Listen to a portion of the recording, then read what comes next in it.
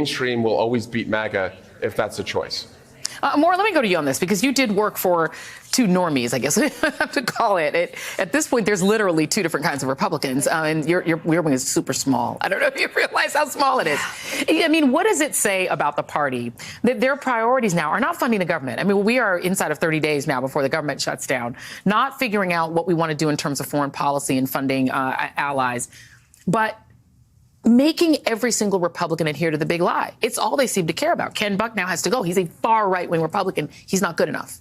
That's what's so jarring, I think, is to see someone who's really, really conservative drop out because of a stance that he took against Jim Jordan, who he didn't believe was fit to serve as Speaker of the House, and now he can't stay in Congress. I mean, it's telling of where we are in our party, but also our politics and how and I hope some of these members who endured some of that hate and vitriol and really just the MAGA mob, maybe they have a little sympathy now for their fellow colleagues, their former colleagues, Adam Kinzinger and Liz Cheney, because they endured that for the better part of 2 years. Yeah. And it shouldn't be this way. We now view each other as political enemies, even within our same party. Inside the party, That's right. a real problem. And it says something about our society that we have just gone too far. What do you make of the fact that you still have Tommy Tuberville on the Senate side continuing to block promotions inside of our military at a time when we're watching a war go on far away? The Marine Corps doesn't have a leader. The person who should have been the commandant, at least a senior person, had a medical issue, and this is being blamed on Tuberville.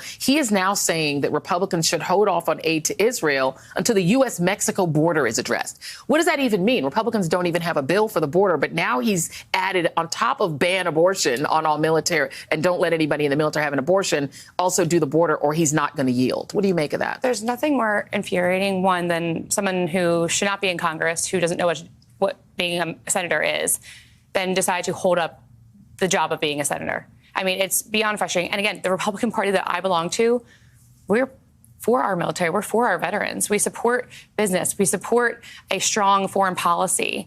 We support a economic, fiscal conservatism. That's where we're at as a party, where we're supposed to be at. But what Tuberville is doing is just showing his lack of experience on full display, and he's just being an obstructionist just for the sake of being an obstructionist. Yeah. Having a nationwide abortion ban and having this say over what the military men and women who are fighting to defend and protect us. Yeah, which he's never done. Which he has not done. So how do you get to stand there and block all of these promotions and things that we need for a stronger military? Yeah, Congressman Swalwell, let's go back to this issue of the funding, which Republicans do want to separate. They want to try to cleave off Ukraine because obviously, they love Putin. But this is how Mitch McConnell, I want to play for you real quick, I hope you can hear it, how Mitch McConnell tried to frame the argument as to why Ukraine funding should happen. Take a listen. It requires a worldwide approach rather than trying to take parts of it out. It's all connected. The Chinese and the Russians said they're now friends forever. Iranian drones are being used in Ukraine and against the Israelis. Let's talk about where the money is really going. A significant portion of it's being spent in the United States, in 38 different states, replacing the weapons that we sent to Ukraine with more modern weapons. So we're rebuilding our industrial base. I mean, Congressman, I'm not sure that saying let's fund the military-industrial complex is the flex Mitch McConnell thinks it is. But what do you make of that argument, which apparently is also what the White House's strategy is, to say, no, fund Ukraine because it's good for the U.S. economy? Yeah, fund Ukraine because it's good for our economy, it's good for our security, and it's good for our leadership in the world. But you know what? Republicans, for the longest time, I gave them the benefit of the doubt that they would talk tough on China, but now I see that they're soft on Russia. And so if you're going to talk tough on China, you have to stand up against Russia for what they're doing in Ukraine, and you have to be able to draw the straight line between Iran, who funded so many of the drone attacks that happened in Kyiv, and also funded the attacks that happened in southern Israel to help Hamas. And so if you don't understand that there is a through line here, and that our security is at stake, our allies' security is at stake, and by the way, what the Republicans are doing by pulling out the Israel aid, and also saying we're going to fund Israel, but the way we're going to do it is we're going to add $12 billion to the deficit, and we're going to allow the richest people in America to skate on their taxes to do it. They're missing an opportunity. It's absurd. They're missing an opportunity to have a bipartisan vote to address all of our needs, as well as the humanitarian needs of innocent Palestinians in the area who need leadership and collaboration on this issue. I want to just let our audience know that the House has now voted to table the censure resolution against Congresswoman Rashida Tlaib. So we are still waiting to see what happens with the rest of the censure resolutions. But that has now happened. And 23 Republicans, I will note for you, Maura, did vote to table the resolution. So there were at least 23 who didn't want to play the sort of censure game. I want to let you comment on that. The political aspect of this is pretty apparent here. And we saw it, with Marjorie Taylor Greene bringing it up. That doesn't really give it a lot of credibility. Fair. So I think that's a big part of it. At least I would think so. Yeah. And so I'm not that surprised that it got tabled.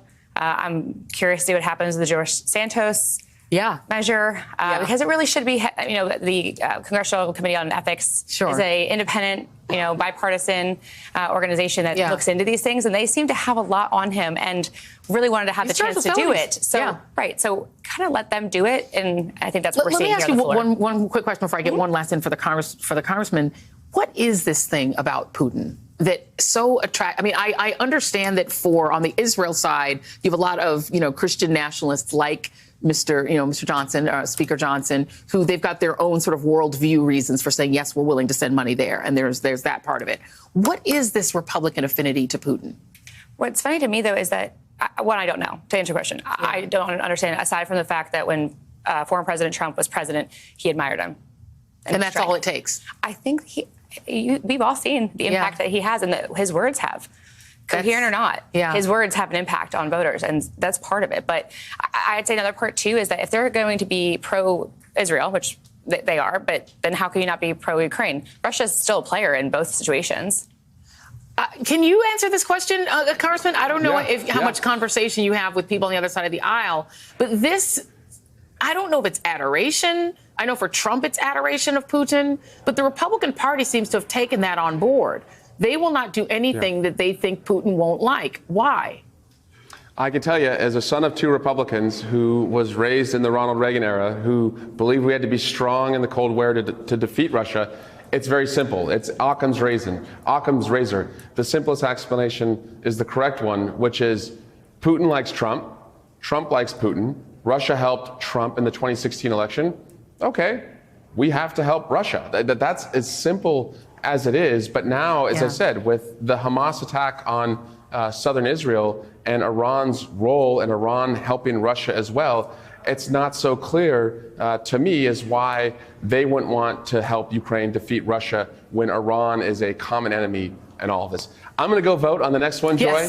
And thank you again for working around this crazy schedule. Thank you for working around our schedule. We really appreciate you, Congressman. Congressman Eric Swalwell, we appreciate you. Thank you. And Maura Gillespie, thank you, our new friend of the show. We appreciate you. Coming up next on the ReidOut, the judge in